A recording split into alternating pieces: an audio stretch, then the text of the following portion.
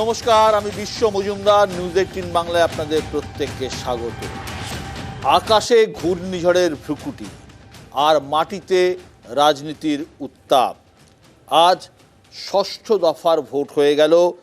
দেশ জুড়ে 58টি আসনে ভোট হলো। এর মধ্যে পশ্চিমবঙ্গের 8টি আসনেও ভোট হয়ে গেল। কি রয়েছে দুই মেদিনীপুর আর জঙ্গলমহলের মনে? আজ ইভিএম বন্দি হয়ে গেল সেই জবাব। প্রশ্ন অনেক। কাঁথি তমলুকে কি অটুট থাকবে অধিকারীদের দাপট? এসসি এসটি মন এবার কোন ফুলে? দুই হিরোর লড়াইয়ে সুপারহিট কে? উত্তর বোঝার বা খোঁজার চেষ্টা করব আমরা। আপনাদের স্বাগত সোজা সাপটায়। প্রথমেই আমি চলে যাব বাঁকুড়াতে বিষ্ণুপুর কেন্দ্রে এই মুহূর্তে আমার সঙ্গে আছেন সৌমিত্র খান। সৌমিত্র, নিউজ 18 বাংলায় আপনাকে স্বাগত। সৌমিত্র, লড়াই কেমন হলো? নমস্কার দাদা, ভালো আছেন? রাজনীতিক লড়াই তো খুব ভালো হয়েছে। তবে একটা কথা ঠিক, পশ্চিমবাংলায় আমার মনে হয় বিষ্ণুপুর লোকসভায় শান্তিপূর্ণভাবে বিষ্ণুপুরে মানুষ ভোট দিতে পারলেন, যা অন্য কোথাও হয়নি। এটা আমার কাছে একটা অত্যন্ত গর্বের বিষয় যে বিগত দিনে 10 বছরে মানুষের সঙ্গে সম্পর্ক থাকা এবং রাখা দুটোই খুব ভালোভাবে হয়েছে এবং বিষ্ণুপুর লোকসভায় শান্তিপূর্ণভাবে ভোট হলো। এটা আমার কাছে বড় চ্যালেঞ্জের বিষয় ছিল। আজকে আমি সেই দিক দিয়ে সার্থক। তার জন্য ধন্যবাদ জানাবো কিউআরটি টিম, পুলিশ অবজারভার, কিছু পুলিশ জনকে এবং এলাকার মানুষকে, সবাইকে আমার ধন্যবাদ। সৌমিত্র, গতবার আপনি বিষ্ণুপুরে প্রচার করতে পারেননি। আমার যদ্দূর মনে পড়ছে আপনি ওই খণ্ডঘোষে একমাত্র প্রচার করেছিলেন। আপনার হয়ে প্রচার করেছিলেন সুজাতা মণ্ডল। এবার সুজাতাই আপনার প্রতিদ্বন্দ্বী। জিতবেন? আমি আপনাকে বলে দিই, পাস্ট ইজ পাস্ট। শুনুন, পাস্ট ইজ পাস্ট। আমি তৃণমূল কংগ্রেসের একজন প্রার্থী হিসাবে ধরি। আমার কাছে এই ব্যাপারটা নয় যে ঘরোয়া কোনো ব্যাপার না, এটা হচ্ছে তৃণমূল কংগ্রেসের একজন প্রার্থী, সেই হিসাবে আমি ধরছি। এবং তৃণমূল কংগ্রেস বিষ্ণুপুর লোকসভায় দেখুন কি হয়। ওদের তো সবাই আশা করতে তো আর বাধা নেই। আর তো কয়েকদিন পরে বুঝতে পারবেন। তো আমার খুব ভালো লেগেছে যে প্রায় 86-87% পর্যন্ত ভোট হবে। এটা আমার কাছে একটা বড় চ্যালেঞ্জের বিষয় এবং খুব আনন্দের বিষয় এটা। বিজেপির কাছে বিষ্ণুপুরে কোনটা বড় ফ্যাক্টর, সৌমিত্র খান নাকি এসসি এসটি ভোট? আপনাকে আমি কি বলছি, আপনার সেটাই যদি হতো তাহলে খণ্ডঘোষে দলিত মহিলাদেরকে ভোট দিতে দেয়নি, তাই? এবং সেই জায়গাতে দাঁড়িয়ে দলিত মহিলাদেরকে এত ভয় কেন তৃণমূল কংগ্রেসের? এখানে ভোট হয় দুটো কাজ। একটা হচ্ছে সাংসদ, এটা দেশের ভোট, যেখানে নরেন্দ্র মোদীজি এসেছিলেন, তার ফলে মানুষ নরেন্দ্র মোদীজিকে চেয়েছেন, সেটা আপনি বিষ্ণুপুর লোকসভার রেজাল্টে দেখতে পারবেন। আর এসসি এসটি ভোট বলছেন, এটা তো আমার সবচেয়ে বড় কথা হলো যে আমি এদের সঙ্গে তো ঘরোয়া ছেলে হিসেবে থাকি। আর দেখুন, রাজনীতি 18 বছর করছি, তারপরে এখন মানুষ যা ঠিক করেছেন তাই হবে। আপনি কনফিডেন্ট জেতার বিষয়ে? প্রত্যেকটা প্রার্থীকে জিজ্ঞেস করবে, তারা বলবে প্রত্যেকে কনফিডেন্ট। আমি শুধু একটা কথাই বলবো, সব কিছুই নির্ভর করে আপনার অ্যাটিটিউডের উপরে। এখন সবাই বলবো কনফিডেন্ট, সবাই বলবো জিতবো। আপনি বিশ্বাস করুন, 18টা ভারতবর্ষে ভোট হয়েছে, তারা প্রত্যেকেই বলবে জিতবো, যতগুলো ক্যান্ডিডেট হয়েছে। তো এটা নিয়ে কোনো ব্যাপার নেই, যে জিতবে। শান্তিপূর্ণ ভোট করাটা ছিল, ব্যাস, এটাই হচ্ছে বড় চ্যালেঞ্জ, যেটা হয়েছে। সৌমিত্র, কেন্দ্রে যদি এবার বিজেপি সরকার ক্ষমতায় আসে, তাহলে কি বাঁকুড়া থেকে কোনো কেন্দ্রীয় মন্ত্রী আবার দেখা যাবে নাকি? আপনাকে একটা কথা বলতে পারি, দেখুন, এইটা পুরোপুরি আমাদের দেশের প্রধানমন্ত্রীজি ঠিক করেন। অমিত শাহজি আছেন, আমাদের জগৎ প্রকাশ নাড্ডাজি আছেন, ভারতীয় জনতা পার্টির কেন্দ্রীয় নেতৃত্ব ঠিক করে। এই জায়গাটাতে আমি কোনো মতেই বলতে পারি না যে কি হবে কি না হবে। তবে একটা ঠিক কথা, আমি দলকে ধন্যবাদ জানাবো যে দল আমার প্রতি আস্থা রেখেছিল এবং দল আমায় টিকিট দিয়েছে। এবং সর্বোপরি দেশের প্রধানমন্ত্রী নরেন্দ্র মোদীজি এসেছিলেন এবং আমাদের দলের সভাপতি জগৎপ্রকাশ নাড্ডাজি এসেছিলেন, মিঠুন দা এসেছিলেন, শুভেন্দু দা এসেছিলেন, সুকান্ত দা এসেছিলেন, দিলীপ দা এসেছিলেন, সবাই আমাকে সাহায্য করেছেন। আমার কাছে এটা একটা বড় ব্যাপার যে আমাকে সবাই সাহায্য করতে এসেছিলেন, এটা অন্য কোথাও হয়নি। এটা আমি খুব গর্ববোধ করি এটা নিয়ে আর কি। সৌমিত্র, ভোটের আজকে যে 8টি কেন্দ্রে ভোট হলো তার মধ্যে সব থেকে বেশি ভোট পড়েছে বিষ্ণুপুরে, কি ইঙ্গিত বহন করছে বলে আপনার মনে হয়? এটা এটা অনেকটা মার্জিন বাড়িয়ে দেওয়ার ইঙ্গিত। আমি সবচেয়ে আনন্দ পেয়েছি অনেক যুবক যুবতী বা যারা স্কুল স্টুডেন্ট বা যারা কলেজ স্টুডেন্ট, যারা বাইরে থেকে ভোট দিতে আসে না, দাদা ভোট দিতে এসেছি, দাদা একটা ফটো তুলেছি, ভিডিও তুলেছি, তবে পাঠাচ্ছি। আমি নিজে ভালো কি, তারপর দেখলাম যে তারা ভোট দিচ্ছে, সেটা পাঠিয়েছে। আমি বললাম ভাই এটা প্রকাশ করো না, এটা ভারতবর্ষের সংবিধান বিরোধী বা নির্বাচনের বিরোধী। তো আমার এটা আনন্দ যে সব মানুষ উৎসাহ ভরে বিষ্ণুপুরে ভোট দিয়েছেন, উৎসাহ ভরে ভোট দিয়েছেন, অদ্ভুত ব্যাটার। এবং আমি এটা চ্যালেঞ্জ করেছিলাম যে বিষ্ণুপুরে সন্ত্রাস বন্ধ করে ভোট করানো যায়, এবং এটা আমার সঙ্গে 25 জন ছেলে ওয়াইএমের থেকে 25 জন ছেলে আমার সঙ্গে লড়াই করে এটা করে দেখালো। তাই বাইরে না বেরিয়েও ঘরে থেকেও ভোট করা যায়, এটা আমি দেখতে পেলাম। যেটা আমার অভিজ্ঞতা ছিল সেই অভিজ্ঞতাটা কাজে লাগিয়েই ভোটটা হলো। আমার সঙ্গে সুজাতা রয়েছেন। সুজাতা, লড়াই কেমন হলো, কে জিতবেন?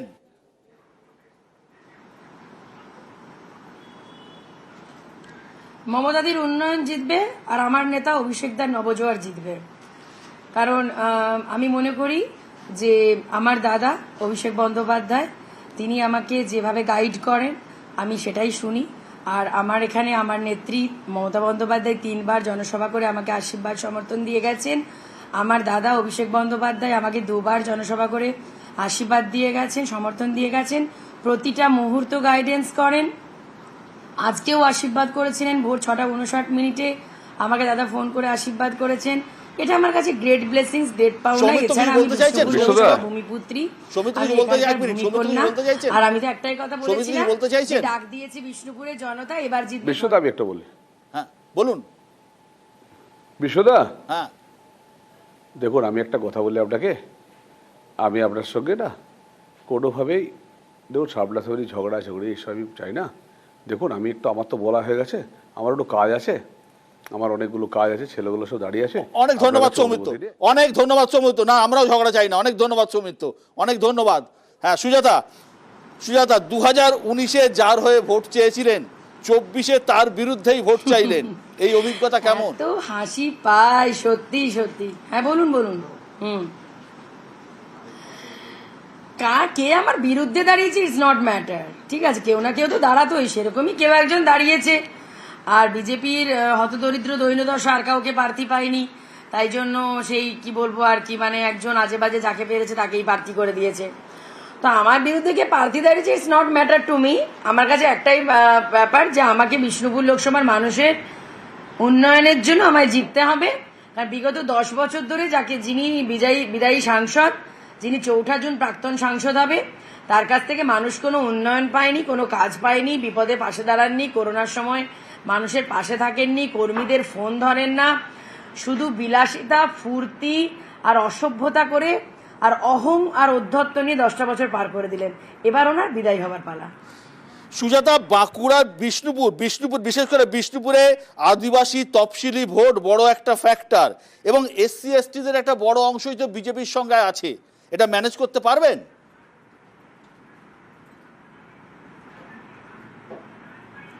মমতাদির জয় জোহার যে প্রকল্প, মমতাদির সংখ্যালঘুদের জন্য যেভাবে পাশে দাঁড়ানো, মমতাদির শিডিউল ট্রাইবদের পাশে যেভাবে দাঁড়ানো, তাতে তারা সবসময় তৃণমূল কংগ্রেসের সাথেই আছে। আমি নিজে একটি তপশিলি পরিবারের মেয়ে। আজকে গোটা জোনের মধ্যে আমি আমার লোকসভার একমাত্র মহিলা ক্যান্ডিডেট, আমি আমার জেলার মধ্যে একমাত্র মহিলা ক্যান্ডিডেট, এবং এই দিকের পুরো জোনটার আমি একটা মাত্র মহিলা ক্যান্ডিডেট। তাই আমার নেত্রী মমতা বন্দ্যোপাধ্যায় এবং আমার নেতা অভিষেক বন্দ্যোপাধ্যায় তারা তো চেয়েছিলেন যে একজন তপশিলি পরিবারের মেয়ে পার্লামেন্টে যাক, তাই না তারা আমাকে এখানে প্রার্থী করেছেন। তো এতেই বুঝতে পারছেন যে তপশিলি পরিবারগুলির সাথে কতটা পরিমাণে নেত্রী এবং আমাদের দল এবং অভিষেকদা রয়েছেন। আর এখন শিডিউল কাস্ট বলুন, শিডিউল ট্রাইব বলুন, বা সংখ্যালঘু বলুন, বা যাই বলুন, সব মানুষই এখন তৃণমূল কংগ্রেসের উন্নয়নের সাথেই আছে। ধন্যবাদ সুজাতা। আমি একবার দেখে নেব বাঁকুড়া এবং বিষ্ণুপুর কেন্দ্রের 2019-এর রেজাল্ট। 2019-এর লোকসভা ভোটে বাঁকুড়া এবং বিষ্ণুপুর দুটি কেন্দ্রই গিয়েছিল বিজেপির দখলে। একবার দেখবো পার্সেন্টেজ অফ ভোট কি পড়েছিল। 2019-এর লোকসভা নির্বাচনে তৃণমূল পেয়েছিল 39% ভোট আর বিজেপি 48% ভোট, আর বাম এবং কংগ্রেস মিলিয়ে 8% ভোট।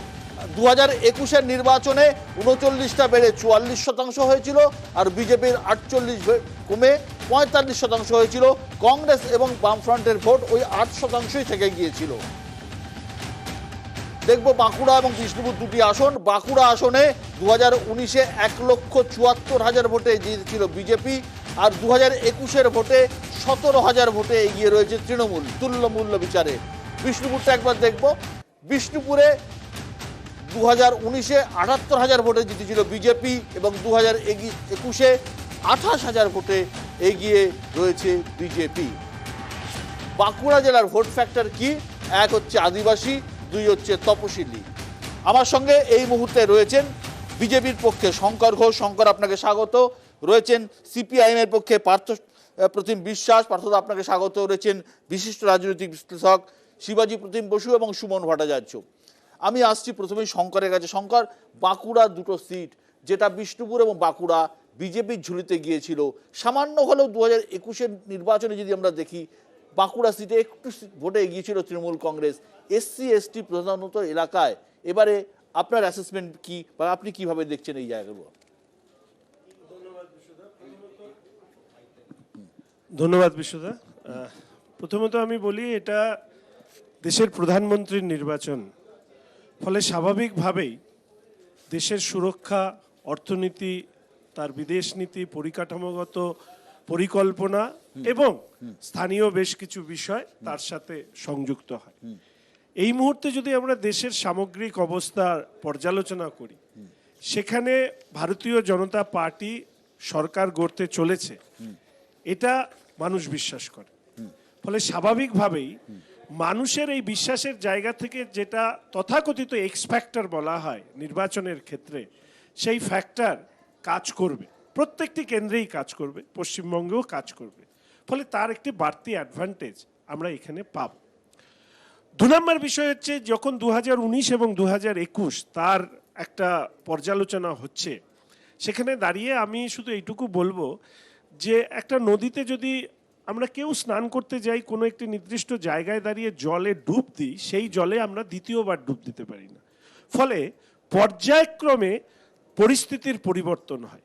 পরিবর্তিত পরিস্থিতিতে দাঁড়িয়ে 2021 পরবর্তী তৃণমূল কংগ্রেস মানুষের মধ্যে তার জনপ্রিয়তা আরও খুইয়েছে। পঞ্চায়েত নির্বাচন যেভাবে হত্যার রাজনীতি হয়েছে, যেভাবে রক্তের রাজনীতি হয়েছে, মানুষ এই পরিবর্তিত পরিস্থিতিতে দাঁড়িয়ে, আমি ব্যক্তিগতভাবে 2019 যে ফলাফল আমরা করেছিলাম, এখানে যে 8টি লোকসভা নির্বাচন হয়েছে, এই 8টিতেই আমরা জয়ী হব বলে মনে করি। বিষয়টা শুধু পুরুলিয়া, বাঁকুড়া, বিষ্ণুপুর নয়, আমি শুধু আজকের সামগ্রিকভাবে যে পরে আসছি বাঁকুড়া এবং বিষ্ণুপুরে যেতে আমি একটা জিনিস দেখলাম পার্থদা, যে বামেদের ভোট কিন্তু 2019-এও 8% ছিল, 2021-এও 8% ছিল। মানে 1% ভোট কংগ্রেসের আছে, বামেদের 7% ভোট। এবং বাসুদেব আচারিয়ার মতো লোক দীর্ঘদিন ধরে এই জায়গার সাংসদ ছিলেন, দীর্ঘদিন ধরে একটা বামেদের জায়গা রেখেছিলেন। কোনোভাবে কি আপনাদের ভোট সামান্য হলেও ফেরার চান্স আছে? হ্যাঁ বিশ্ব, আপনি রেফার করলেন যে নামটা খুব ইন্টারেস্টিং ভোট রাজনীতির ক্ষেত্রে, বাসুদেব আচারিয়া। তিনি ওখানে প্রায় 9 বারের সাংসদ ছিলেন। ফলে ওখানে লেফট ভোট বলতে যা বোঝায়, আমি যদিও সেরকমভাবে ক্লাসিফাই করতে চাই না। ভোটেরও পরিবর্তন হয়, চরিত্রগত পরিবর্তন হয়। বেশ কিছু মানুষ বামেদের ভোট দিয়েছিলেন, যারা পরে সরে গেছিলেন, আবার তারা বামে ফিরছেন। এই প্রবণতা হচ্ছে এবারের বড় প্রবণতা। আপনি যদি বলেন যে গোটা রাজ্য জুড়েই যে ইলেকশন হচ্ছে, তাতে ওই যে 2 বাইনারি ফাইট বলতে যা ছিল, সেটা আস্তে আস্তে ভেঙে সেটা এখন ট্রায়াঙ্গুলার ফাইট হচ্ছে। ফলে Bishnupur, Bankura, Purulia, that will be no exception to that.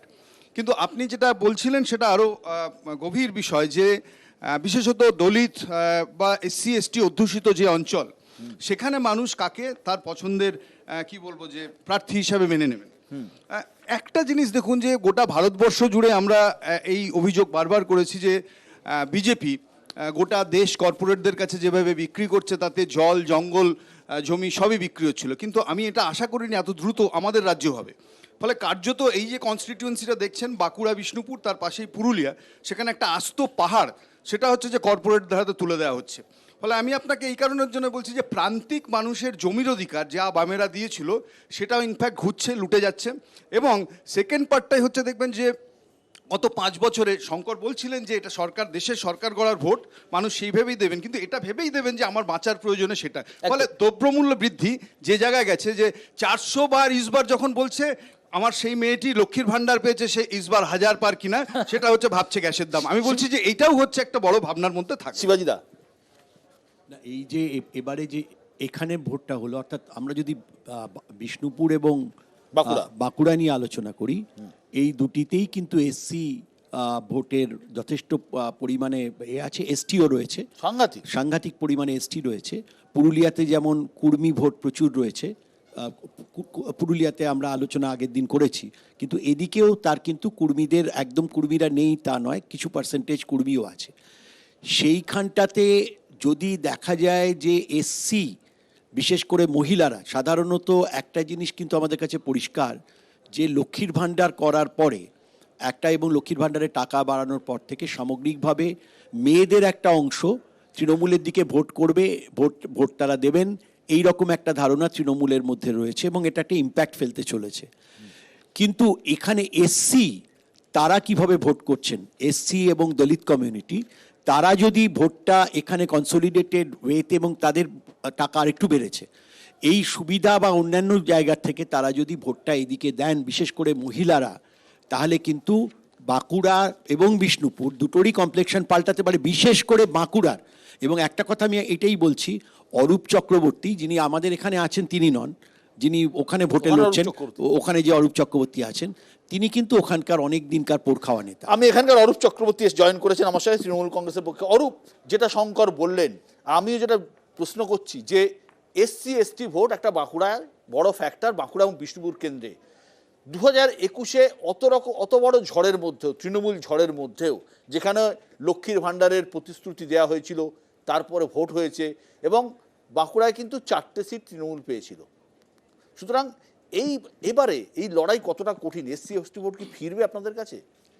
দেখুন, এই বাঁকুড়া লোকসভার অন্তর্গত রানীবাঁধের বিধায়ক হচ্ছে জ্যোৎস্না মান্ডি, যে রাজ্যের মন্ত্রী আজকে এই মুহূর্তে ক্যাবিনেটে, অর্থাৎ মমতা বন্দ্যোপাধ্যায়ের আমলে যে নারীর ক্ষমতায়ন, শুধু তাই নয়, নারী এবং পিছিয়ে পড়া জনজাতি তাদের ক্ষমতায়নের লক্ষ্যে মমতা বন্দ্যোপাধ্যায়ের সরকার যে কাজগুলো করছে, এটা তার সবচেয়ে বড় প্রামাণ্য উদাহরণ। আর বাঁকুড়ার ক্ষেত্রে তো, বাঁকুড়ায় তো বিজেপির রানীবাঁধে একবার মনে করিয়ে দিই, রানীবাঁধে কিন্তু এসটি ভোটের সংখ্যা হচ্ছে প্রায় 33%, এসসি হচ্ছে 20%, 50%-এর উপরে। তৃণমূল জিতেছিল মাত্র 3000 ভোটে। হ্যাঁ, ঠিক, একদমই ঠিক। তার আগের বারের মার্জিনটাও দেখে নেবেন। আমি সেটাই আসছি না, আমার বক্তব্য হচ্ছে বাঁকুড়ায় আসলে তৃণমূলকে বিজেপির বিরুদ্ধে লড়তেই হচ্ছে না, বিজেপির বিরুদ্ধে লড়ার জন্য বিজেপি যথেষ্ট। বাঁকুড়া এমন একটা সিট যেখানে সুভাষ সরকার কেন্দ্রীয় প্রতিমন্ত্রী, তাকে বিজেপির এমএলএ নীলাদ্রি শেখর দানা, বাঁকুড়ারই এমএলএ, তার লোকজন ঘরে তালাবন্ধ করে রাখছে চোর বলে। আমরা বলছি না। আবার নীলাদ্রি শেখর দানার বিরুদ্ধে অভিযোগ, সে তার নিজের মেয়েকে প্রভাব খাটিয়ে, এই যে নিয়োগ দুর্নীতি বলেন, কল্যাণী এইমসে ভর্তি করিয়ে দিয়েছেন প্রভাব খাটিয়ে। বাঁকুড়ায় তৃণমূলকে বিজেপির বিরুদ্ধে লড়তে হচ্ছে না, বিজেপিকে বিজেপির বিরুদ্ধে লড়তে হচ্ছে। শঙ্কর আমার ভাতৃপ্রতিম, ও বলেছে ওর মতো করে ওর পার্টি লাইন বলবে, সেটা খুব স্বাভাবিক। কিন্তু বাঁকুড়া এবং বিষ্ণুপুরের ক্ষেত্রে ইন্টারেস্টিং, বিষ্ণুপুরের ভাগ্য নির্ধারণ করবে কিন্তু খণ্ডঘোষ বিধানসভা, যেটা বর্ধমান লোক জেলার মধ্যে পড়ে, এবং খণ্ডঘোষে তৃণমূল কংগ্রেস খুব খারাপ হলেও 40,000-এর লিড পাবে, যে লিড রিকভার করা সম্ভব নয়। আমি শুধু দুটো প্রশ্নের উত্তর দেব। প্রথম কথা, অরূপদা ভুলে গিয়েছেন যে অরূপ বাবু, মানে বাঁকুড়ার প্রার্থী, তিনি বলেছেন যে ওনার পার্টি ভেন্টিলেশনে আছে। তো ভেন্টিলেশনের থাকা পার্টি কি করে ভোটে জিতবে, এটা দিবাস্বপ্ন হলো কিনা আমি জানি না। আর অরূপদা তো নিশ্চয়ই জানেন দ্রৌপদী মুর্মুর কথা। নারীর ক্ষমতায়নের প্রশ্নে পরেই আলোচনা করবো। দ্রৌপদী মুর্মু এত নারীর ক্ষমতায়ন করেছেন, আমার সঙ্গে রয়েছেন এই মুহূর্তে আমার সঙ্গে রয়েছেন অগ্নিমিত্রা পল। অগ্নিমিত্রা, নিউজ 18 বাংলায় আপনাকে স্বাগত। কেমন হলো ভোট? ধন্যবাদ বিশ্বদা। ভোট এমনি মানে ঝাড়গ্রামে যা হলো তার তুলনায় বলবো শান্তিপূর্ণ। কারুর মাথা ফাটেনি, কারুর গলা কেটে দেওয়া হয়নি, কোনো মহিলার ধর্ষণ হয়নি। যতক্ষণ মানে এখনো অবধি যা খবর আর কি, মাথা ফেটেছে যদিও বা কিছু মানুষের মাথা ফেটেছে, কিছু পোলিং এজেন্ট বসতে দেওয়া হয়নি, মারধর করা হয়েছে। সেটা অবশ্য আজকে নয়, সেটা লাস্ট 3-4 দিন ধরেই টিএমসির থেকে বেশি টিএমসির পুলিশ, মমতা ব্যানার্জির পুলিশ সেই অত্যাচার করেছে। কিন্তু তারপরেও আমরা পোলিং এজেন্ট বসাতে পেরেছি, লড়াইটা দিতে পেরেছি।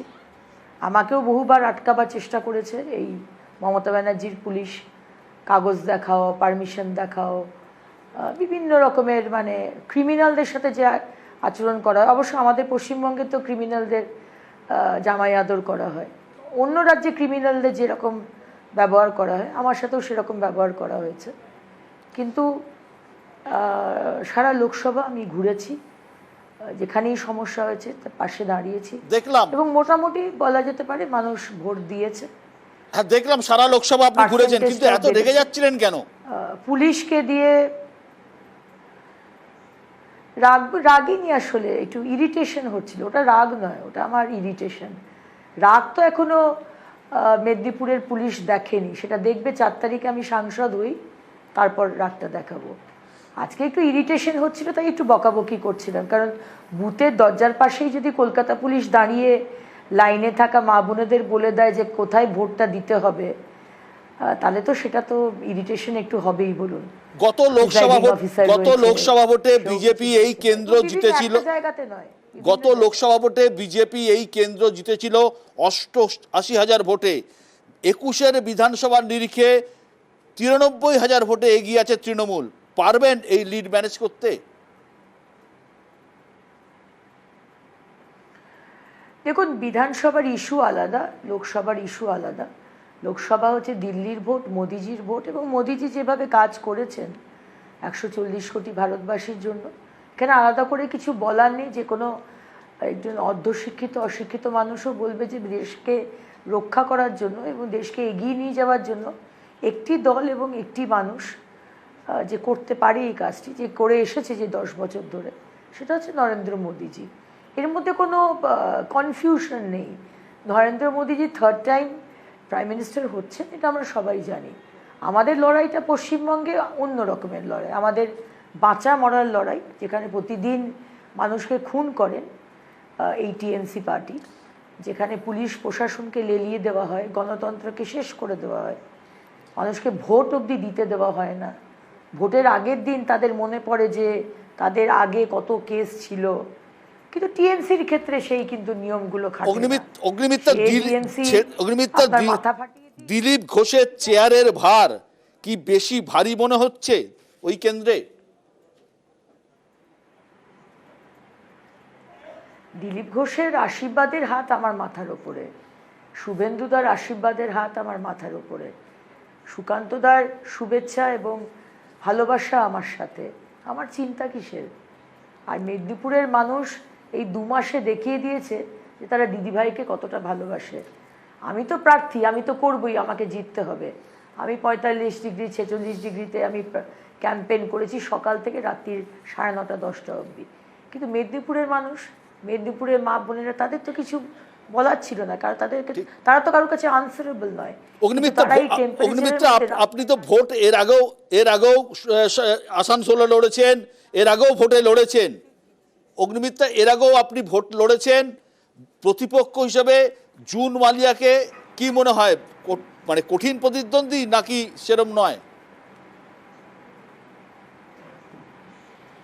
দেখুন, টিএমসির জুন মালিয়া আমার কোনো প্রতিদ্বন্দ্বী নয়। আমার কাছে প্রতিদ্বন্দ্বী হচ্ছে টিএমসির মমতা ব্যানার্জি এবং টিএমসির নীতি আদর্শ। আমাদের লড়াইটা কোনো ব্যক্তির জন্য নয়, কে জুন, কে এবিসিডি, তার কাছে আমার কাছে কিছু যায় আসে না। আমাদের লড়াইটা এই সরকার, মমতা ব্যানার্জি যার মুখ, তার যে দুর্নীতি, তার যে অপশাসন, তার যে দ্বিচারিতা এবং তার কি বলবো, মহিলাদের সাথে যে যে ব্যবহার, 2011-র আগে মুখ্যমন্ত্রীর ব্যবহার আর 2011-র পরে মুখ্যমন্ত্রী হওয়ার পরে ব্যবহার, এই সব কিছুর বিরুদ্ধে আমাদের লড়াই, আমার লড়াই। ধন্যবাদ অগ্নিমিত্রা, এখানে কে ধন্যবাদ। আমার সঙ্গে জুন রয়েছেন, জুন, ধন্যবাদ অগ্নিমিত্রা, ধন্যবাদ। আমার সঙ্গে জুন রয়েছেন, জুন মালিয়া। জুন, ভোট কেমন হলো?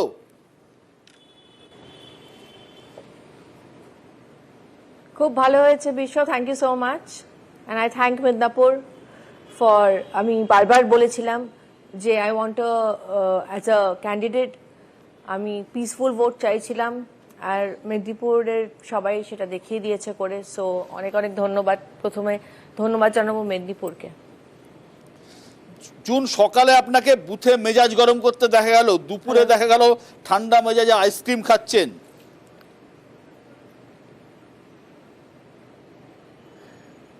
না, সকালে যেটা হয়েছিল যে একজন ছিলেন যিনি একটু ইনফ্লুয়েন্স করার চেষ্টা করছিলেন। So I had to put him in his place. Similarly আমি যখন আরেকটা বুথে যাই, ওখানে আরেকজন মহিলা সিআরপিএফ এর তরফ থেকে ছিলেন এবং তিনি আমাকে বলার চেষ্টা করছিলেন যে আমি ভেতরে গেছি, তো আমি দাঁড়িয়েছিলাম ওখানে, কারণ আমাকে তোমরা সকলেই জানো যে একটা ভিজিটার শিট ফিল আপ করতে হয়। So I was waiting for that. তো তখন তো উনি এসে আমাকে বলছিলেন যে আপনি এখন এখানে কেন। So I also had to put her in a place. তারপরে আমি যখন খড়গপুর গ্রামীণে যাই, একজন polling agent was extremely rude to me. তো তাকে সেই কারণে হয়তো একটু আমি, কারণ ও যে ডেসিমেলে কথা বলছিল, আমাকেও সুর চড়াতেই হয়েছিল, কারণ আমি যদি সফটলি কথা বলতাম হয়তো উনি ওনার কানের ভেতরে ঢুকতো না। জেতার ব্যাপারে আপনি কতটা আশাবাদী? See I am not a very hot head 200%, but Bishwa তুমি জানো যে আমি খুব একটা হট হেডেড নই, চট করে আই ডোন্ট লুজ মাই কুল।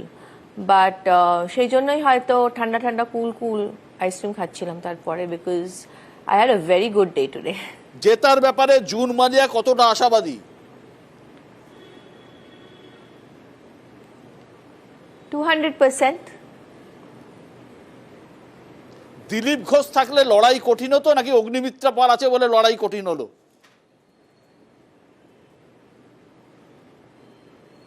দেখো, লড়াই তো হয়ে গেছে, এখন যুদ্ধ ইজ ওভার। সো এখন let's wait for 4th of June, let's wait for the results. অনেক অনেক ধন্যবাদ জুন মালিয়া আমাদের সঙ্গে থাকার জন্য। আমি একবার দেখে নেব মেদিনীপুরের দুটি সিট, ঘাটাল এবং মেদিনীপুর।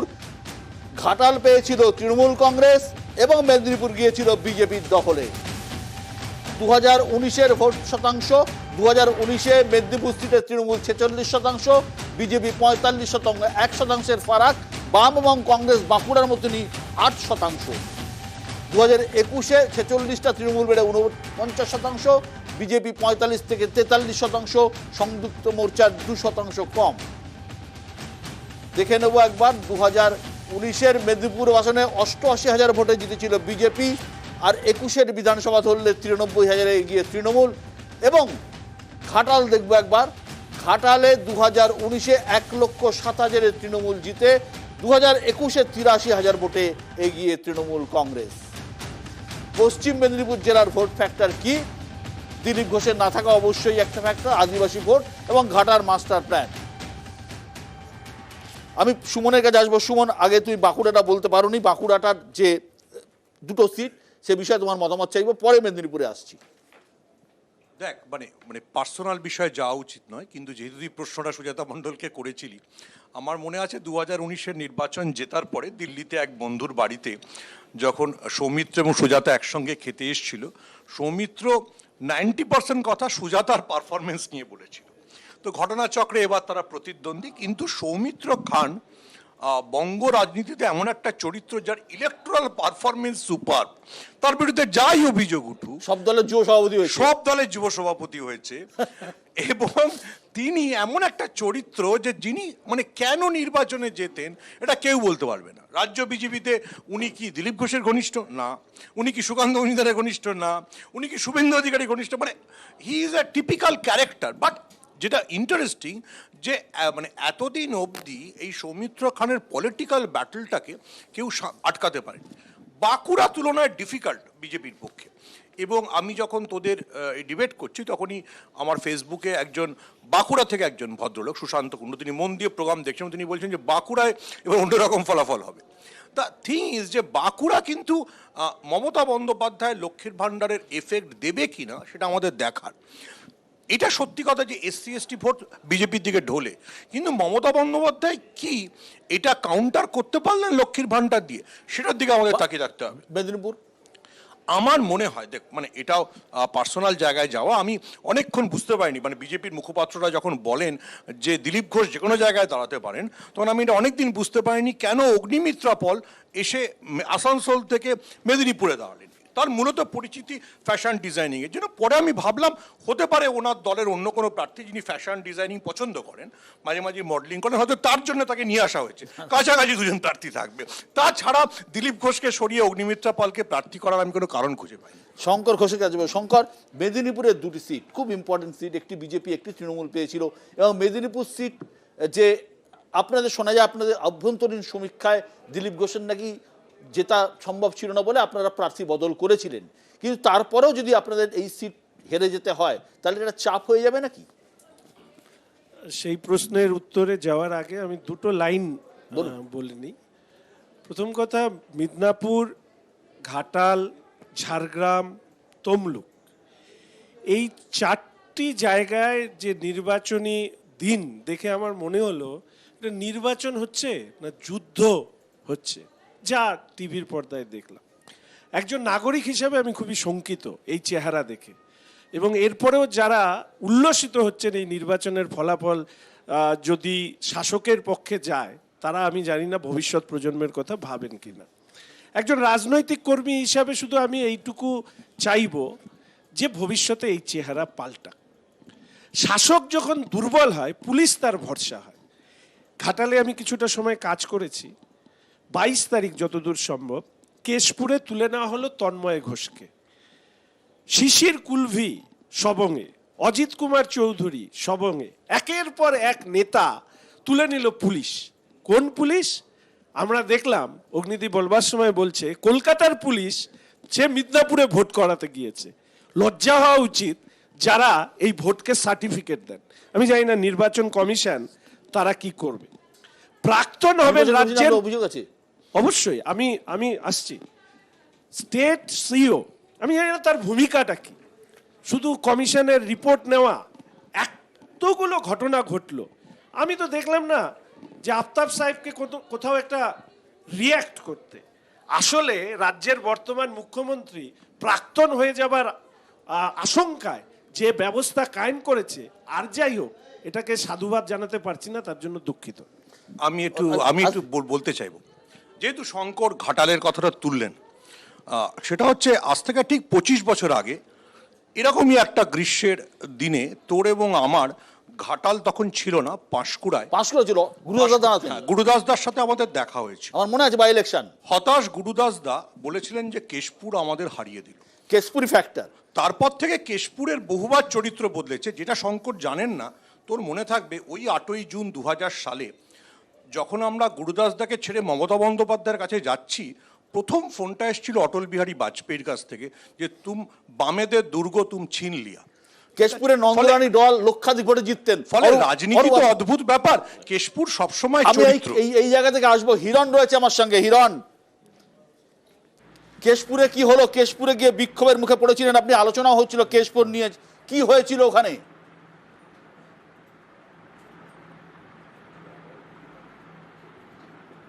কেশপুরে আমি যতদিন ধরে ওখানে কার্যক্রমে গেছি, আমাদের অভিনেতা প্রাক্তন সাংসদ ততবার আমাকে ওখানে আক্রমণ করিয়েছেন ওনার লুঙ্গি বাহিনীকে দিয়ে। ততবার লুঙ্গি বাহিনী আমাকে ওখানে আক্রমণ করেছে। কোথায় ঝ্যাটলা, কোথায় আমরাকুচি, যেখানে যেখানে গেছি সেখানে সেখানে লুঙ্গি বাহিনীকে দিয়ে আটকে দিয়েছেন। তো ফলে যত আটকেছেন তত আমার পদ্মফুল বেশি ফুটেছে।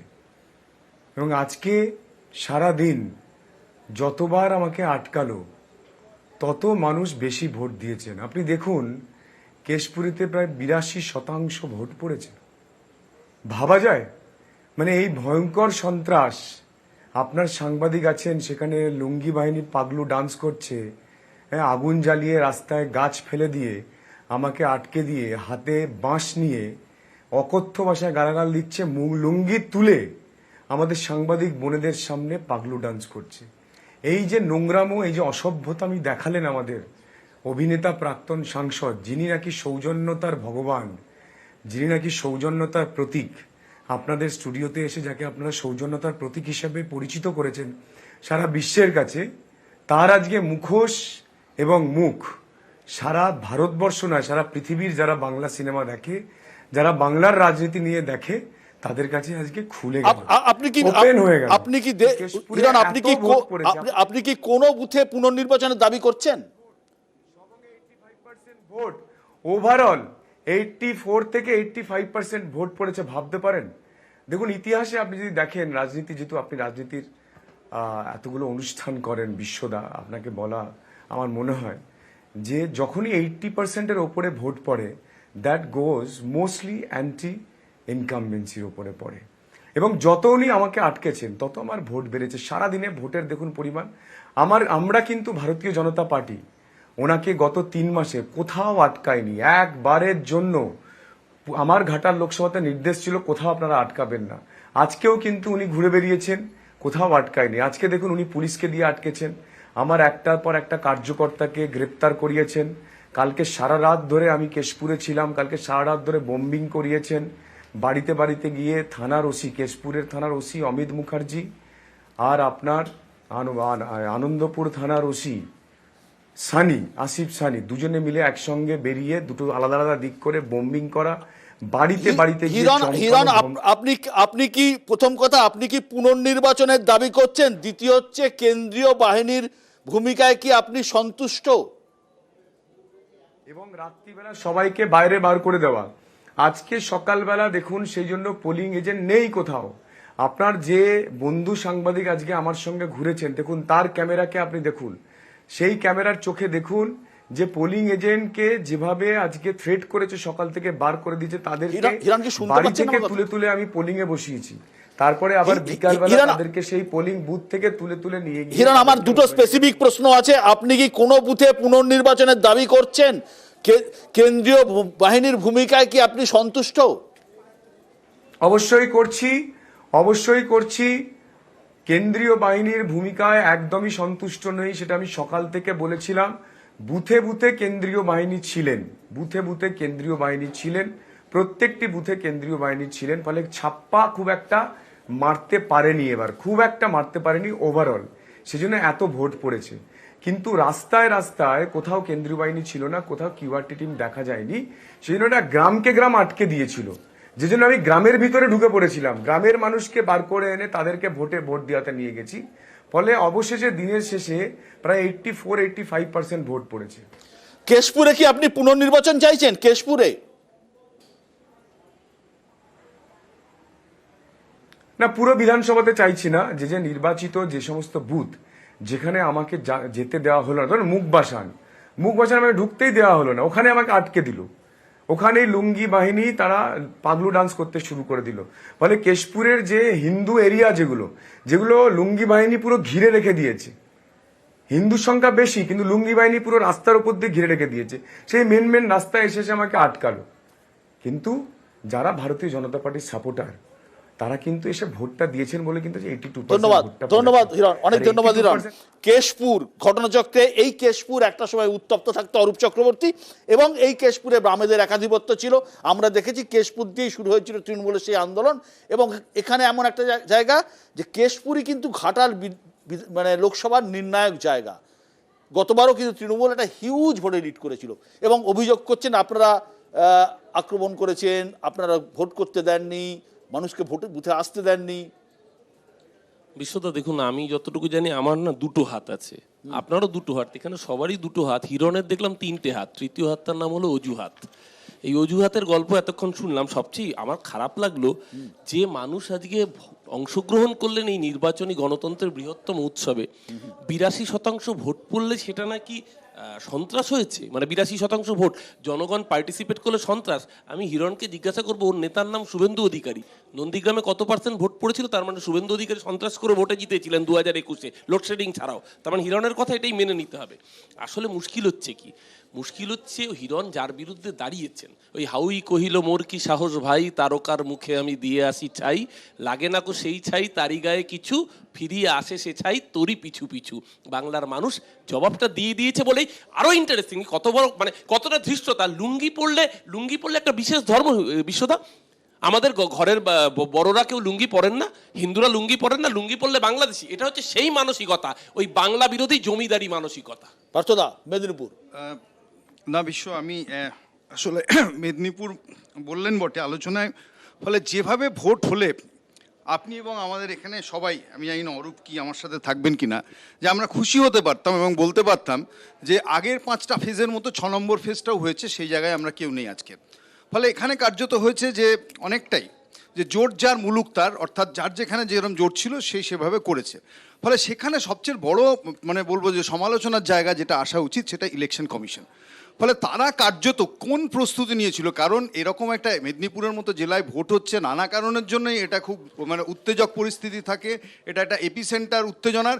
এটা জেনেও আপনি যদি বলেন নির্বাচন কমিশনের প্রস্তুতি, এমনকি আমি বলবো বিজেপির প্রার্থী তিনি নিজেও বলছেন যে কেন্দ্রীয় বাহিনীর ভূমিকা সন্তোষজনক নয়। ফলে এটা ঠিক যে সর্বত্র হচ্ছে যে কেন্দ্রীয় বাহিনীর ভূমিকা সন্তোষজনক ছিল না, এবং আমি বলছি রাজ্যের পুলিশ প্রশাসন তো ছেড়েই দিন, আমি অন্য কথা বলছি না, আমি যেটা বলে শেষ করব, আমি যেমন 7th ফেজ অন্তত লাস্ট ফেজ সেটা যদি আজকের ফেজ থেকে শিক্ষা নেয়, কারণ আমি বলছি যে গত 5টা যেভাবে চলেছিল, যদি আমাদের ভোটটা ভালোই হয় সেক্ষেত্রে নির্বাচন কমিশনকেও বলছি যথোচিত ভূমিকা পালন করতে হবে। শঙ্কর আর পার্থ যেটা বললেন সেটা আমি একমত, নিশ্চয়ই এই ভোটটা হওয়া উচিত, কিন্তু এটা এমন একজন ব্যক্তিকে ঘিরে, এই অঞ্চলের সবচেয়ে বড় ব্যক্তি যিনি বিজেপির, এবং যিনি সারা বাংলায়ও এখন এমন একজন ব্যক্তি, হয়তো অনেকে বলেন তার জন্যই দিলীপ ঘোষকে ওখান থেকে সরে যেতে হয়েছে, সেই ব্যক্তির যে একটা প্রভাব সেটা কিন্তু আমরা চারপাশে দেখতে পাই। এবং যে জায়গায় যে প্যাটার্নে ভোট হতো, কেশপুরকে একবার মমতা বন্দ্যোপাধ্যায় বলছে কেশপুর সিপিএমের শেষপুর, তাহলে এই যে জায়গাটা, এটা তো একটা, এই জায়গাটাতে কি করে ঠিক করা যায় সেটা আমরা প্রত্যেকে ভাবতে পারি, কিন্তু ভোটের ওভারওয়েলমিং যে ভোটের যে জায়গা, এবং তার মধ্যে ওবিসি যেটা ক্যান্সেলড হতে চলে, হয়তো হাইকোর্টের রায় আপাতত যে ক্যান্সেলড হয়ে গেল, এবং তারপরে কি হবে জানি না, এটাও একটা আনসার্টেনটি আনতে পারে। এবং আমি এখানে বলছি মেদিনীপুরে এবারে যে ভোটটা আমরা দেখলাম, নানা জায়গায় আমরা ভোটটা দেখেছি, এমনকি খড়গপুরে, যেটাতে আমার নিজের ধারণা, কারণ যেহেতু আমি ওখানে দীর্ঘদিন ধরে ওই অঞ্চলের সঙ্গে নানাভাবে যুক্ত, আমার মনে হয়েছে মেদিনীপুরে কিন্তু এবারে ভোটটা অনেকটা শিফট করবে। একদম 2019 সালের নির্বাচনে কেশপুর কেন্দ্র থেকে 92,000 লিড ছিল তৃণমূল কংগ্রেসের। 2021 সালের বিধানসভায় সেটা কিন্তু কমে 27,000 এসে গিয়েছিল। কেশপুর একটা বড় ফ্যাক্টর, এ নিয়ে কোনো সন্দেহ নেই। আমার যেটা ব্যক্তিগত মনে হয়, ঘাটাল লোকসভা কেন্দ্র কিছুটা হলেও অ্যাডভান্টেজ তৃণমূল, আর মেদিনীপুর লোকসভা কেন্দ্র কিন্তু লড়াই হাড্ডাহাড্ডি, কে শেষ আসবেন 4 জন বয়ে যাবে। একটা ছোট্ট বিরতি, ফিরে আসছি। और ये धोनी की हुई जी। गजब ग्रिप कैसे? SRMB जैसे। SRMB TMT बार की विन ग्रिप टेक्नोलॉजी सीमेंट के साथ बनाए मजबूत पकड़। Grip is important.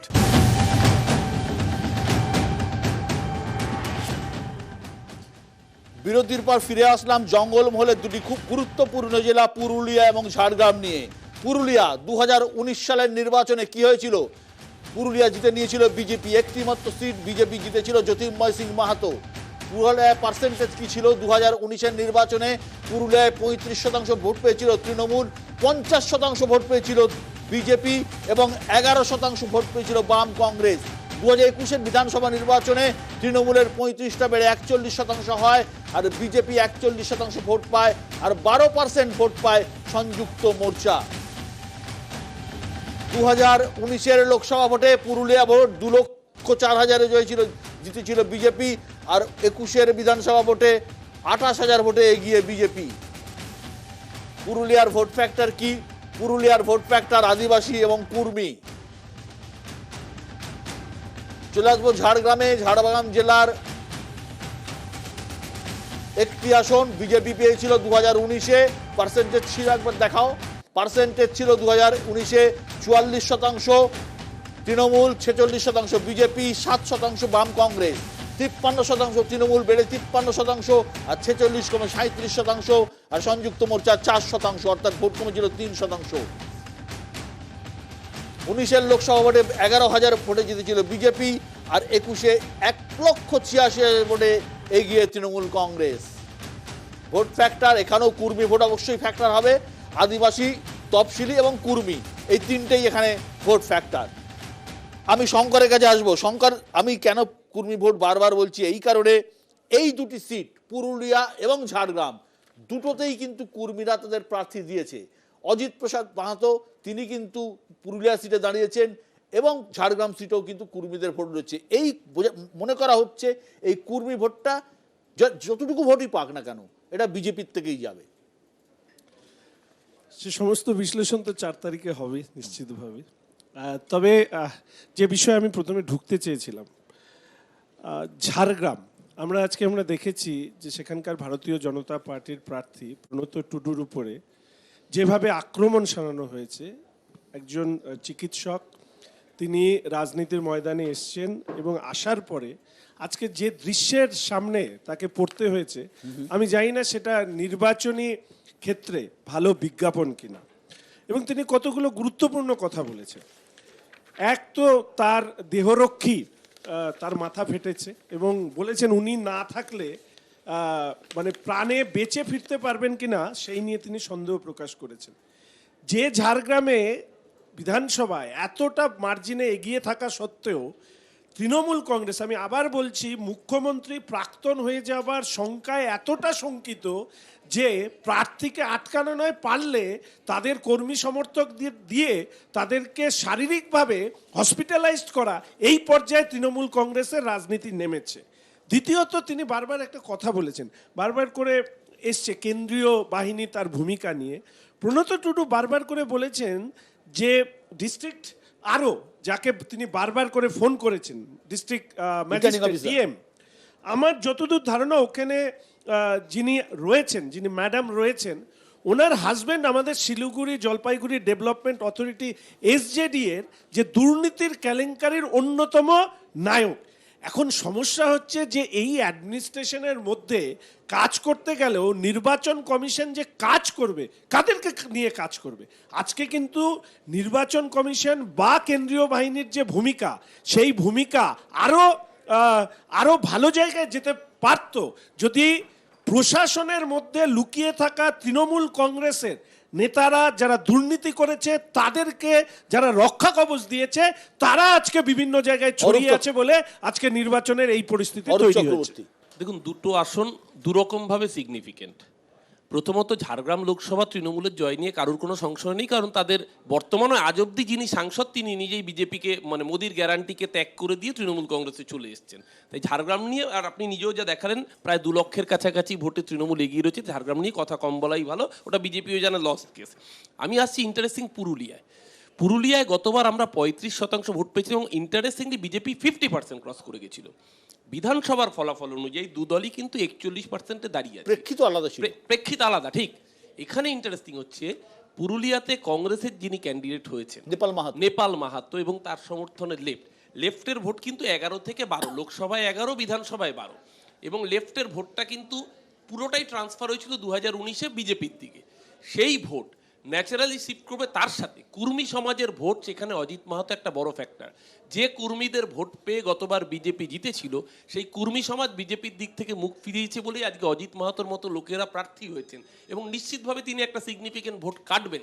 সেই জায়গায় দাঁড়িয়ে দুটো সিটি তৃণমূলের পক্ষে মানে ইজি উইনের জায়গায় চলে। আমি পার্থদা, এই পুরুলিয়া সিটে আমি সম্ভবত, আমি যদি ভুল না করি, নেপাল মাহাতো কংগ্রেসের তার একটা বড় ভোট রয়েছে, পকেট ভোট তো রয়েছে, এবং ফরওয়ার্ড ব্লকেরও একটা বড় ভোট ওখানে কিন্তু রয়েছে।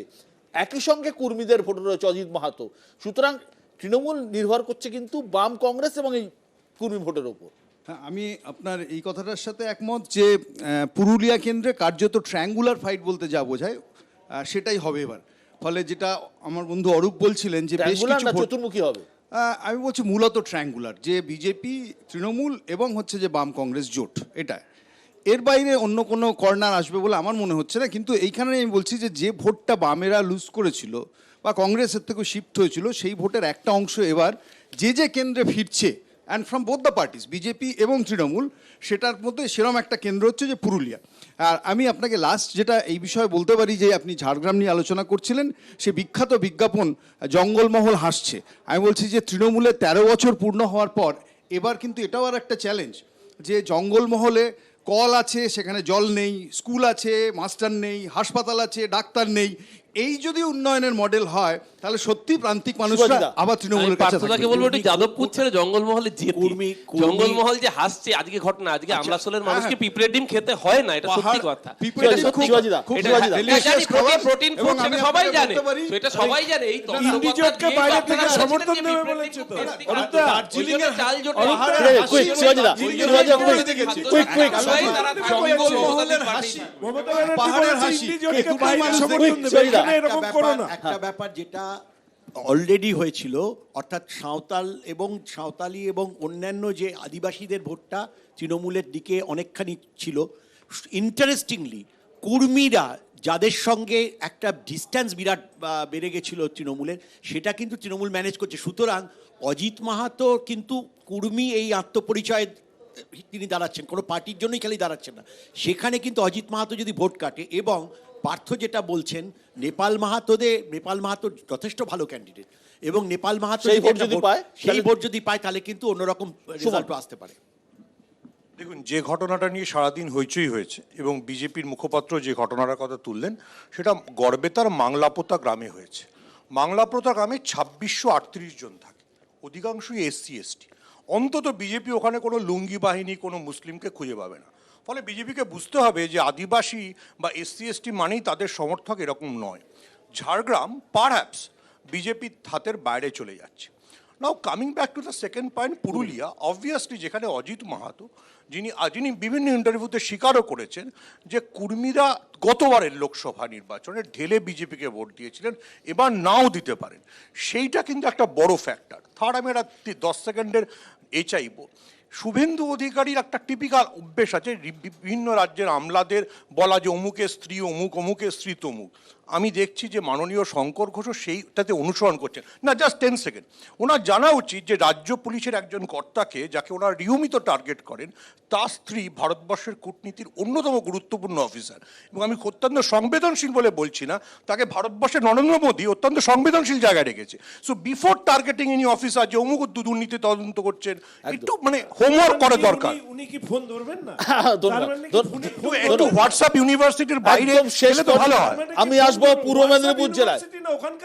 ওখানকার ছেলে আমি, শিলিগুড়ির ছেলে আমি। পূর্ব মেদিনীপুর করাপ্টেড অফিসার, তার স্ত্রী ফোন ধরছে না, তিনিও আরো, আমি শুধু এই আচ্ছা, কথাটাকে এক্সাম্পল হিসেবে পূর্ব মেদিনীপুরে তমলুকে এই মুহূর্তে আমার সঙ্গে রয়েছেন দেবাংশু, তৃণমূল প্রার্থী। দেবাংশু, কেমন হলো ভোট, কি বুঝলেন?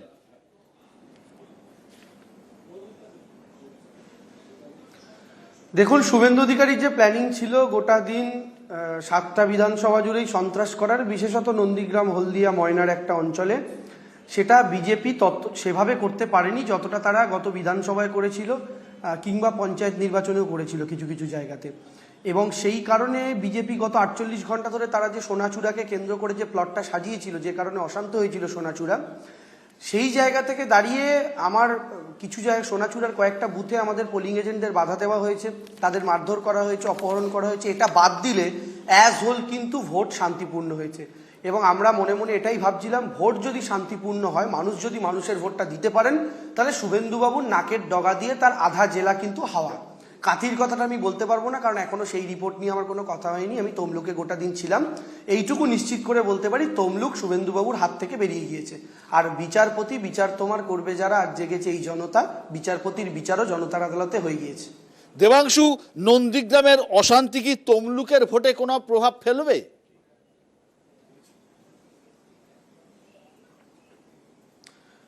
দেখুন, ব্যাপারটা হচ্ছে যে তমলুকের এই অশান্তি বিজেপির একটা রণকৌশল ছিল, একটা ব্যক্তিগত পারিবারিক একটা সুদ আসল নিয়ে হওয়া ঝামেলা, সেই ঝামেলাটাকে রাজনৈতিক রং দেওয়া, এবং রাজনৈতিক রং দিয়ে যেভাবে দোকান পোড়ানো, বাড়ি ভাঙচুর, তৃণমূলের কর্মীদের মাথা ফাটানো, মারধর করা, যে সন্ত্রাসের চেহারা তারা দিয়েছিল, ভেবেছিল তৃণমূলের কর্মীরা সন্ত্রস্ত হয়ে ভোট দিতে বেরোবেন না, কিন্তু আমাদের কর্মীরা তাদেরকে বাড়ি থেকে বার করতে পেরেছেন।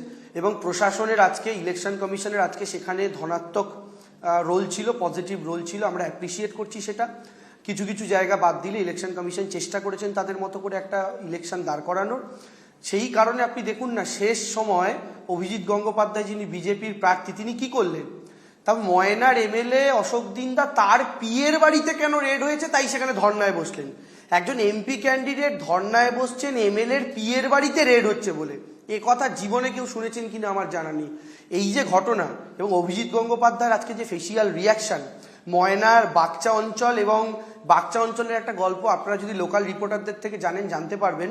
গোটা ময়নার 9টা অঞ্চলে তৃণমূল যে লিডটা পায় সেই লিডটা একা খেয়ে নেয় বাগচা অঞ্চল।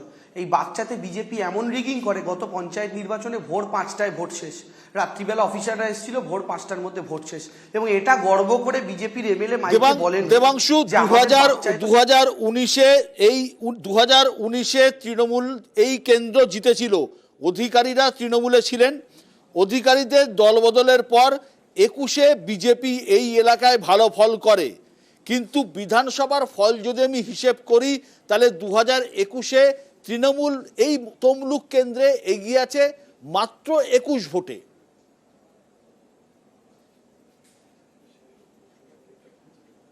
একদম, আমি সেই জায়গা থেকেই আপনাকে বলি, দেখুন বিধানসভা লোকসভার তো প্রেক্ষাপটও আলাদা হয়। একটা রাজ্যের সরকার গঠনের ভোট, একটা মমতা বন্দ্যোপাধ্যায়ের ভোট, আর একটা কেন্দ্রের সরকার গঠনের ভোট নরেন্দ্র মোদীর ভোট। ফলে কিছু অংশের ভোটারের মধ্যে দেখা যায় তারা বিভিন্ন রকমভাবে চিন্তাভাবনা করে ভোট দেন। তারপরেও আমি আপনাকে এটা দায়িত্ব নিয়ে বলছি যে 21 ভোটে আমাদের যে লিড ছিল তমলুক বিধানসভা নির্বাচনে, সেটা এবার যদি খুব খারাপও আমাদের রেজাল্ট হয়, আমরা ন্যূনতম 25,000 লিড তো আজকের দিনে দাঁড়িয়ে আমি আপনাকে ক্যালকুলেট করে বলছি, খুব খারাপ যদি রেজাল্ট হয় এটা 50-60 হাজার ক্রস করে যেতে পারে। অনেক অনেক ধন্যবাদ দেবাংশু, অনেক ধন্যবাদ, ভালো থাকবেন। আমরা চলে যাব পূর্ব মেদিনীপুর জেলার ভোট চিত্রে। 2019-এর লোকসভা ভোটে তমলুক এবং কাঁথি দুটোই জিতেছিল তৃণমূল কংগ্রেস। সেই সময় শুভেন্দু অধিকারী, শিশু অধিকারী, দিব্যেন্দু অধিকারী প্রত্যেকেই তৃণমূলে ছিলেন। 2019-এর ভোট পার্সেন্টেজ, 2019-এ তৃণমূল পেয়েছিল 50% ভোট, বিজেপি 40%, বামফ্রন্ট 7 এবং কংগ্রেস 1%। 21-এর বিধানসভায় তৃণমূল 47, বিজেপি 47, সংযুক্ত মোর্চা 5% ভোট পেয়েছিল পূর্ব মেদিনীপুরে। কাঁথি একবার দেখব, কাঁথি সিটে কি হয়েছিল। কাঁথি সিটে 1,11,000 ভোটে জিতেছিল তৃণমূল কংগ্রেস, শিশির অধিকারী জিতেছিলেন, এবং 2021-এর বিধানসভা ভোটে 29,000 ভোটে এগিয়ে রয়েছে বিজেপি। তমলুকে দিব্যেন্দু অধিকারী জিতেছিলেন, 1,90,000 ভোটে জিতেছিলেন দিব্যেন্দু অধিকারী, আর 2021-এর বিধানসভা ভোটে 21 ভোটে এগিয়ে রয়েছে তৃণমূল কংগ্রেস। ভোট ফ্যাক্টরটা একবার দেখব। পূর্ব মেদিনীপুর অধিকারী পরিবার এবং তৃণমূলের স্থানীয় নেতৃত্ব। শঙ্কর, দুটো গুরুত্বপূর্ণ কেন্দ্র, শুভেন্দু অধিকারীর নিজের জেলা, বিরোধী দলনেতা, কাঁথি এবং তমলুক, কি আশা করছেন? বললাম ভোট ফ্যাক্টরে দুটো ফ্যাক্টর দেখানো হচ্ছে। আমার তো মনে হয় এই ভোটে সব থেকে বড় ফ্যাক্টর হচ্ছে মোদি ফ্যাক্টর। এবং এই যে 8টি নির্বাচন হয়েছে লোকসভা কেন্দ্রে, মেদিনীপুর, ঘাটাল, কাঁথি, তমলুক, ঝাড়গ্রাম, এই 5টি কেন্দ্রে বিশেষ করে শুভেন্দুদা তার উপস্থিতি নিশ্চিতভাবে ভারতীয় জনতা পার্টির ক্ষেত্রে সাংগঠনিকভাবে, রাজনৈতিকগতভাবে সেটা অনেক বেশি সুবিধের।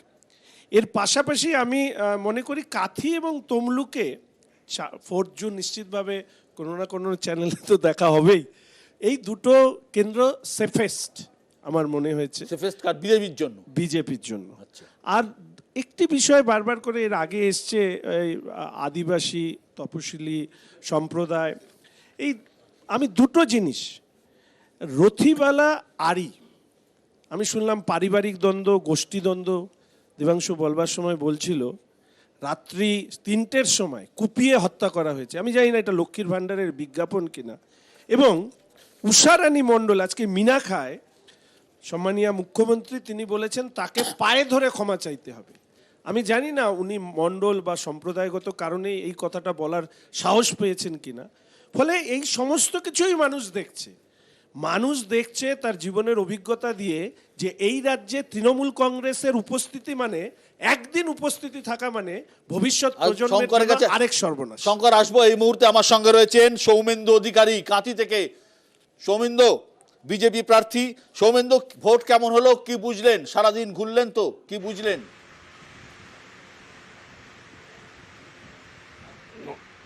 নমস্কার। হ্যাঁ নমস্কার। ভোট খুব ভালো হয়েছে, মানে ভালো এই অর্থে, হ্যাঁ নমস্কার, হিংসামুক্ত ভোট হয়েছে মোটের উপর বলা যায়। কোথাও বুথ দখল ছাপ্পার অভিযোগ আমরা করিনি। আপাতত।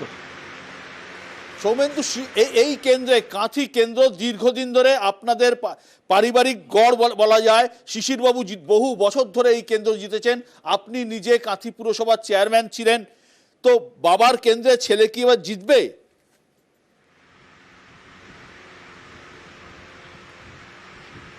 বাবার কেন্দ্রে ছেলে জিতবে এরকম বিষয়টা নয়।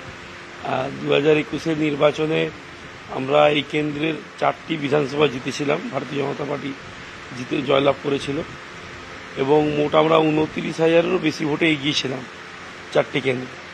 সেই নিরিখে এটি বিজেপির গড় 21 সাল থেকেই, এবং সেটা আরও বৃদ্ধি পেয়েছে 24-এ এসে। আর 24-এর নির্বাচনটা আমাদের আদরণীয় সম্মানীয় প্রধানমন্ত্রী নরেন্দ্র মোদীজিকে তৃতীয়বার প্রধানমন্ত্রী করার নির্বাচন, বিজেপি সরকার করার নির্বাচন, কেন্দ্রের সরকার করার নির্বাচন।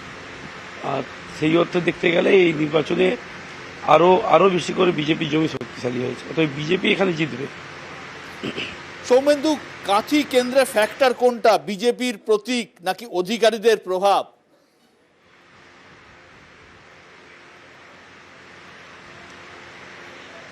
অবশ্যই বিজেপির প্রতীক, এবং নরেন্দ্র মোদীজির প্রধানমন্ত্রিত্ব তৃতীয়বারের জন্য তার প্রধানমন্ত্রী করা, এই দুটি মূলত এখানে ফ্যাক্টর। সৌমেন্দু, কাঁথি বললেই আপনার বাবার শিশির অধিকারী এবং দাদা শুভেন্দু অধিকারীর নাম চলে আসে। এই ভোট সৌমেন্দু অধিকারীকে কি পৃথক পরিচিতি দিচ্ছে?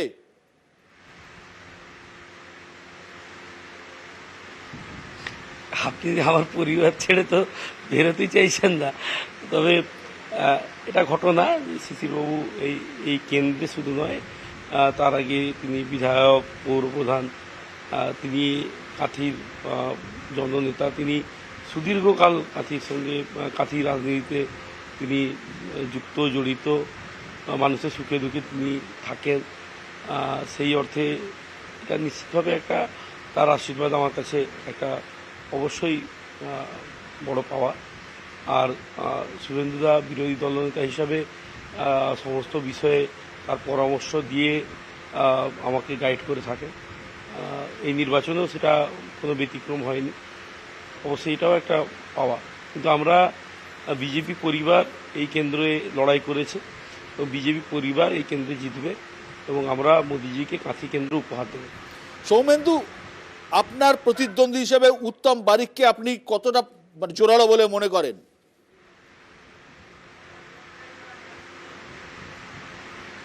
দেখুন, আমার প্রতিদ্বন্দ্বী উত্তম বারিক বা অন্য কেউ নয়। আমরা একটা কালেকটিভ লড়াই লড়েছি কাঁথি কেন্দ্রে, ভারতীয় জনতা পার্টির সমস্ত কার্যকর্তারা। এখানে অপোজিশনে কে আছেন সেটা আমাদের বিচার্য নয়, অপোজিশনে যেই থাকতেন তার বিরুদ্ধে লড়তে হতো এবং তাকে হারাতে হতো।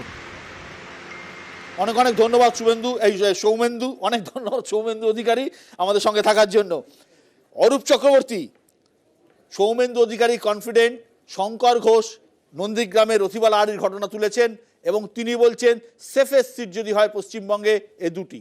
যে শঙ্কর অন্তত নিজেই স্বীকার করে নিল দার্জিলিংও সেফেস্ট নয়, সেটার জন্য প্রথমত ধন্যবাদ।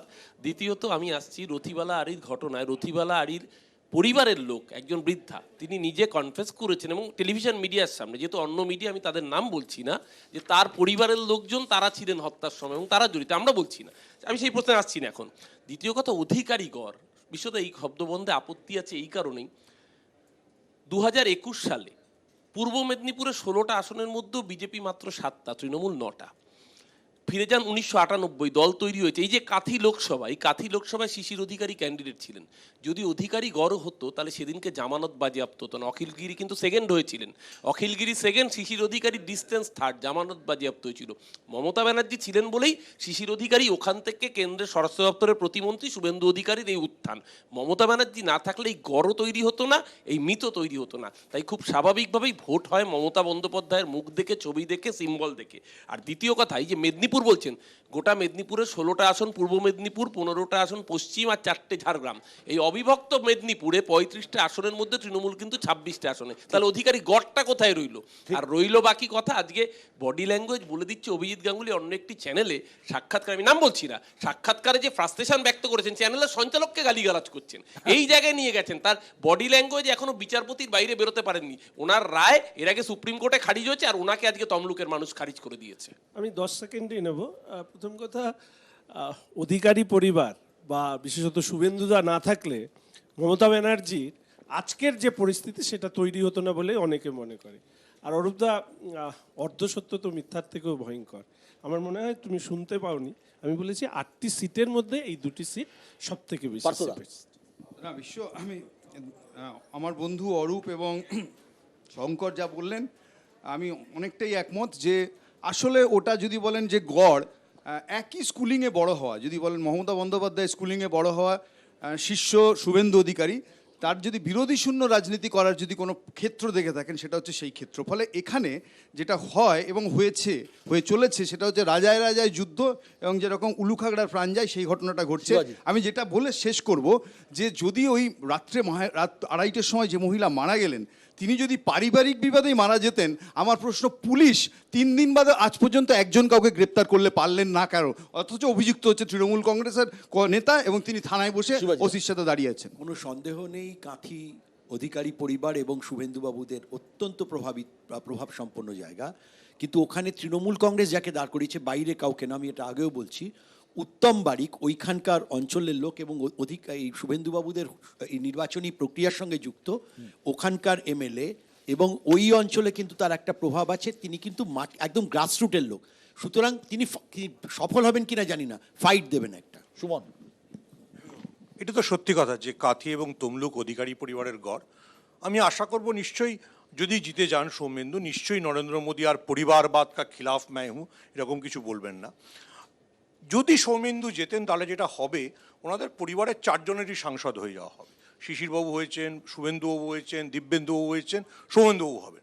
দিব্যেন্দু অধিকারী যিনি আগে সাংসদ ছিলেন তমলুক আসনে, তিনারা রেকর্ড করেছেন 5 বছর যে সাংসদ ছিলেন কোনো দিন একটি শব্দ উচ্চারণ করেননি।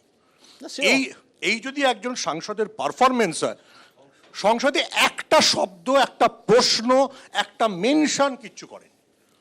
যাই হোক, একটা বিষয় পরিষ্কার, আজ যে 8টি লোকসভা আসনে ভোট হলো, প্রধানত এই 8টি লোকসভায় 2019-এর যদি ফলাফল ধরি, বিজেপির একটা আধিপত্য ছিল, এই নিয়ে কোনো সন্দেহ নেই।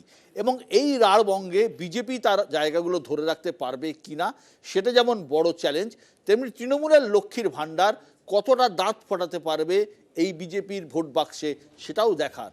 আগামী 4ই জুন সেই প্রশ্নের উত্তর আমরা পাবো। কিন্তু একই সঙ্গে আমাদের নজর রাখতে হবে ঘূর্ণিঝড় রেমেলের দিকে, যেটা কিন্তু ভয়ানকভাবে আসতে চলেছে, হয় পশ্চিমবঙ্গে নয় বাংলাদেশে কোনো একটা জায়গায়। আমরা সমস্ত খবরে চোখ রাখবো, সঙ্গে থাকুন, ভালো থাকবেন, সুস্থ থাকবেন।